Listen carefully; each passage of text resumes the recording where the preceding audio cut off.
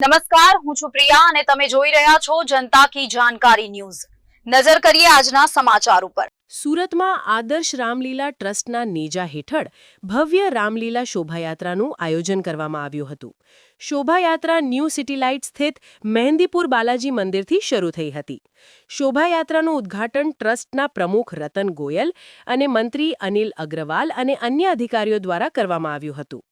શોભાયાત્રા રાજહંસ zone, canal road અને પછી સોમેશ્વરા એન્કલેવમાંથી પસાર થઈને રામલીલા મેદાનમાં પહોંચી હતી। ઝાંખીઓ આકર્ષણનું કેન્દ્ર હતી। શોભાયાત્રા જોવા માટે ભક્તોની ભીડ ઉમટી પડી હતી। ભગવાન રામ તેમના ભાઈઓ સાથે રથ પર વરરાજા તરીકે ભક્તો સમક્ષ હાજર થયા હતા। ભક્તો બેન્ડના સૂર પર નાચતા જોવા મળ્યા હતા। વિવિધ સ્થળોએ સમુદાયના રહેવાસીઓએ ફૂલોનો વરસાદ કરીને શોભાયાત્રાનું સ્વાગત કર્યું હતું। રિપોર્ટર સુનિલ ગાંજાવાલા, સુરત।